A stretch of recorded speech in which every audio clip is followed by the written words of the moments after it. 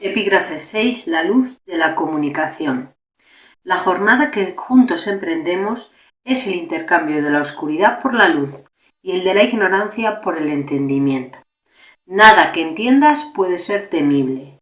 Es solo en la oscuridad y en la ignorancia donde percibes lo aterrador y huyes de ello para sumirte en una oscuridad todavía más tenebrosa. Mas solo lo que está oculto puede aterrorizar, no por lo que es intrínsecamente, sino por el hecho de estar oculto. Lo tenebroso es aterrador porque no comprendes su significado. Si lo comprendieras, estaría claro para ti y ya no estarías en la oscuridad. Nada tiene un valor oculto, pues lo que está oculto no puede ser compartido. Por lo tanto, se desconoce su valor. Lo que está oculto se mantiene aparte, pero el valor de algo reside siempre en el aprecio que se le da conjuntamente. Lo que está oculto no puede ser amado, y así solo puede ser temido.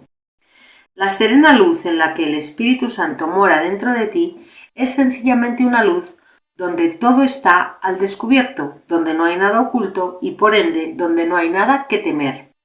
El ataque siempre cederá ante el amor si se lleva ante éste y no se mantiene oculto de él.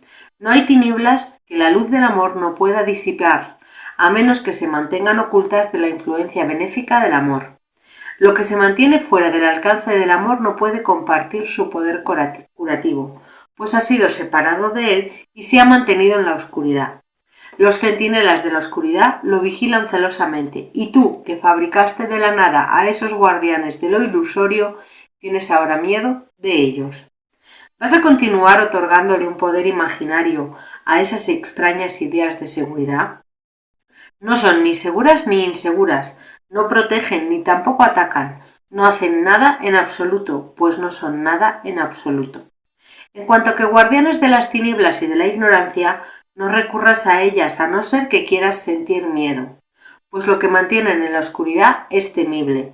Abandónalas y lo que era temible dejará de serlo.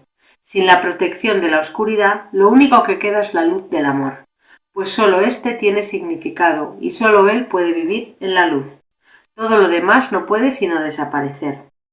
La muerte cede ante la vida, simplemente porque la destrucción no es verdad. La luz de la inocencia desvanece la culpa con su fulgor, porque cuando se pone una al lado de la otra, la verdad de una hace que la falsedad de la otra resulte perfectamente evidente. No mantengas la culpa separada de la inocencia, pues tu creencia de que puedes conservar las dos es completamente absurda. Lo único que has hecho al mantenerlas separadas es perder el significado de ambas al confundir una con la otra, y así no te das cuenta de que solo una de ellas tiene sentido. La otra no tiene sentido en absoluto. Has considerado la separación como un medio de interrumpir la comunicación con tu Padre. El Espíritu Santo la reinterpreta como un medio de restablecer lo que nunca se interrumpió, pero sí se había velado. Él puede valerse de todo lo que has fabricado para su santísimo propósito.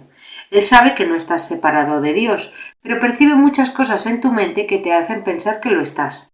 De eso y solo de eso es de lo que Él desea apartarte. Te enseñará cómo usar a tu favor el poder de decisión que concebiste para sustituir tu poder creador. Tú que concebiste el poder de decisión para crucificarte a ti mismo, tienes que aprender del Espíritu Santo cómo utilizarlo en beneficio de la santa causa de la restauración. Tú que hablas haciendo uso de símbolos turbios y engañosos, no entiendes el lenguaje que has inventado. No tiene sentido, pues su propósito no es facilitar la comunicación sino interrumpirla. Si el propósito del lenguaje es facilitar la comunicación, ¿cómo puede tener sentido dicha lengua? Mas incluso este extraño y tergiversado esfuerzo de querer comunicar no comunicando contiene suficiente amor como para hacer que tenga sentido, si su intérprete no es su hacedor. Tú, que lo inventaste, solo estás expresando conflictos y el Espíritu Santo quiere liberarte de ellos. Pon en sus manos lo que quieres comunicar. Él lo interpretará con perfecta claridad, pues sabe con quién estás en perfecta comunicación. No sabes lo que dices, por lo tanto no sabes lo que se te dice, pero tu intérprete se da cuenta de lo que quieres decir en tu extraño lenguaje. Él no intentará comunicar lo que no tiene sentido, sino que separará todo lo que lo tiene, descartando el resto, y le transmitirá a aquellos que verdaderamente quieran comunicarse contigo lo que en verdad quieres comunicarles. Hablas dos lenguajes al mismo tiempo, lo cual no puede sino ser algo ininteligible. Mas si uno de ellos no tiene sentido y el otro lo tiene, solo este último puede utilizarse para la comunicación. El otro no haría sino obstruirla. La única función del Espíritu Santo es facilitar la comunicación. Para poder restablecerla, por consiguiente, tiene que eliminar todo lo que la obstaculizaría. Por lo tanto, no le ocultes nada que pudiera obstruirla, pues él no atacará a tus centinelas. Simplemente llévalos ante él y permite que su dulzura te muestre que en la luz no son temibles y que no pueden servir de guardianes de las tenebrosas puertas tras las cuales no hay nada que se encuentre celosamente oculto. Abramos todas las puertas y dejemos que la luz entre a raudales. En el templo de Dios no hay recintos secretos. Sus puertas están abiertas de par en par para recibir a su Hijo. Nadie puede dejar de acudir allí donde Dios lo ha llamado, a menos que él mismo le dé la espalda a la bienvenida que le extiende su Padre. Pasamos a la lectura comentada. Nos dice que nada que entiendas puede ser temible, que solo en la oscuridad y en la ignorancia percibes lo aterrador, y que huyes de ello para sumirte en una oscuridad todavía más tenebrosa.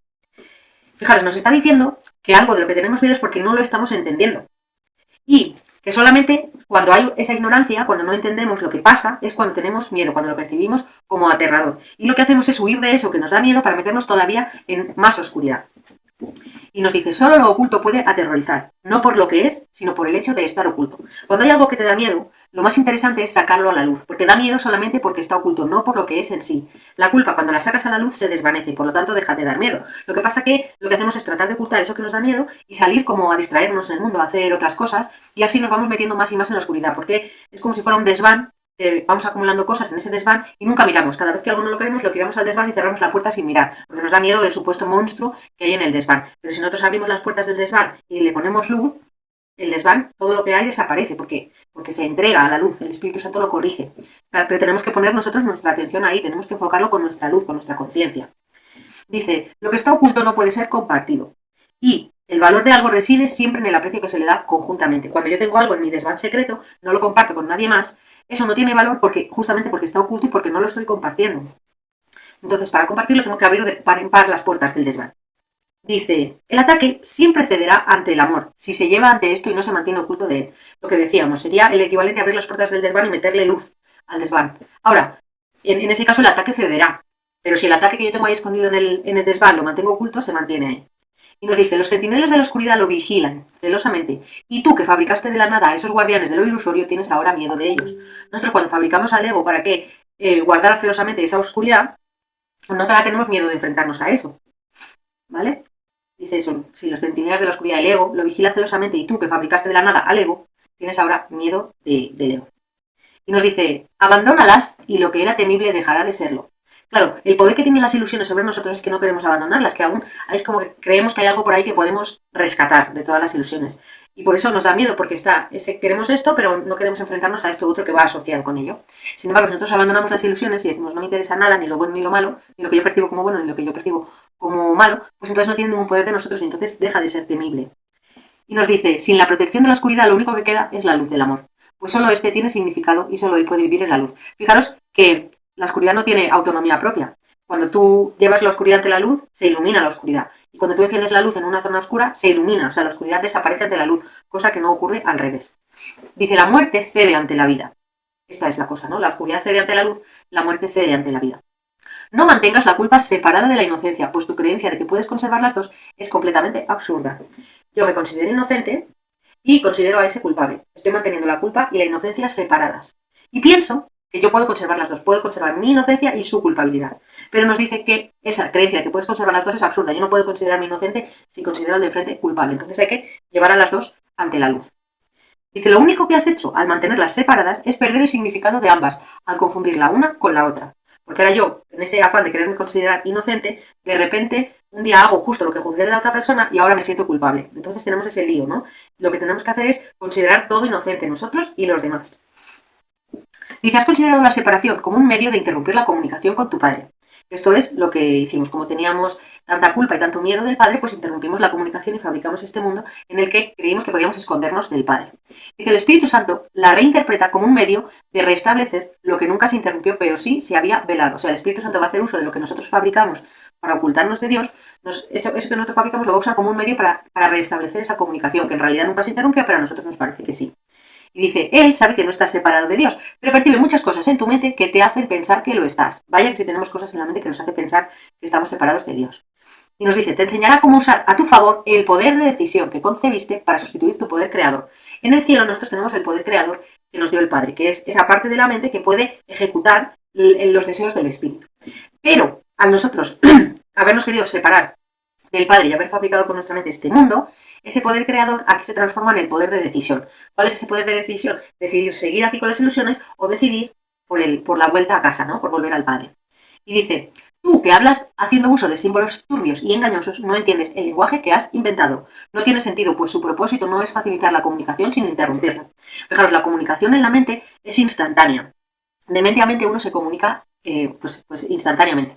Pero nosotros aquí hacemos uso del cerebro para procesar lo que queremos decir, lo traducimos en movimientos de las cuerdas vocales, lo expresamos, el otro lo percibe con su oído, pasa a través de su canal auditivo, lo procesa su cerebro y esta es la comunicación utilizando un lenguaje que está basado en símbolos. Pero es que incluso esto es un símbolo, mi mano es un símbolo, mi cuerpo es un símbolo, todo lo que hay en este mundo son símbolos. Y eso es lo que nosotros utilizamos para comunicarnos, pero son símbolos turbios y engañosos, quiere decir, el mensaje está distorsionado, no es como la comunicación directa de mente a mente.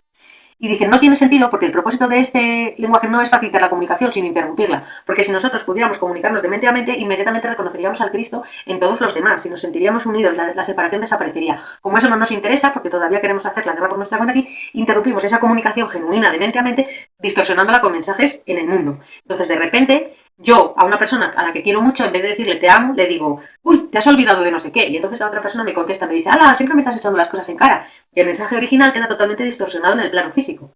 Fijaros cuántas veces os dais cuenta que habéis dicho algo que no queríais decir. Que tú en el fondo tienes un aprecio genuino por la otra persona y han salido de tu boca cosas que luego te arrepientes, que no son lo que, ni siquiera son lo que pensabas.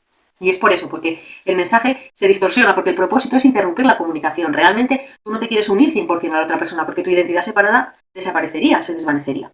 Entonces siempre estamos poniéndole barreras a la comunicación genuina. Dice, ese extraño y tergiversado esfuerzo de querer comunicar, no comunicando, contiene suficiente amor como para hacer que tenga sentido si su intérprete no es su hacedor. El hacedor del lenguaje ese distorsionado y todo lo que ocurre en la forma está ahí. Ahora, el intérprete. Si nosotros dejamos que esto que pasa en la forma lo interprete el espíritu, esto que pasa en la forma tiene suficiente amor como para hacer que tenga sentido. Y esta es la cosa, que el curso siempre se dirige al perceptor, en este caso al intérprete.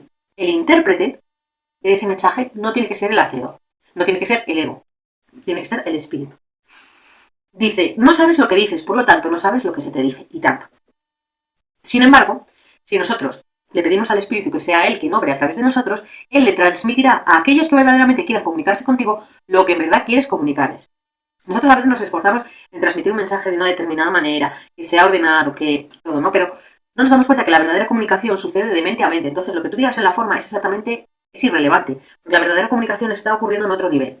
Entonces, a mí me pasa muchas veces que yo a veces le digo algo a una persona, lo que yo pienso que le estoy diciendo y esa persona lo interpreta totalmente diferente. Y hay veces que la otra persona, si de verdad se quiere comunicar conmigo, entiende unas cosas que yo no estaban en mi cabeza y me dice, claro, porque esto, porque lo otro. Y yo digo, wow, y realmente es que es así. El Espíritu Santo le transmite a los que de verdad quieren comunicarse contigo lo que de verdad quieres comunicarles. Sin ser tú ni siquiera consciente de ello. O sea, la otra persona como que reacciona a tu mensaje como, wow, qué fuerte esto que me has dicho, qué interesante o qué tal. Y ni siquiera iba tu intención por ahí, como que tu mensaje era mucho más normal, más mundano, más práctico. Pero esa comunicación real de mente a mente sucede, y sucede si nos abrimos, sucede sin que nos demos cuenta. Nosotros no tenemos que hacer nada en especial, ni elaborar el mensaje, ni pensar lo que vamos a decir. De hecho, con frecuencia cuando estamos elaborando el mensaje y pensar lo que vamos a decir, está el ego por ahí metido. Y luego nos dice que permitamos que la dulzura del Espíritu Santo nos muestre que en la luz todas esas fantasías que hemos elucubrado no son temibles. Es decir, que no tengamos miedo de sacar a la luz eso que estamos manteniendo oculto. Y bueno, eso es todo lo que quería comentar de la lectura de hoy. Ya sabes, si tienes algún comentario, me lo pones aquí abajo, ¿vale? Gracias.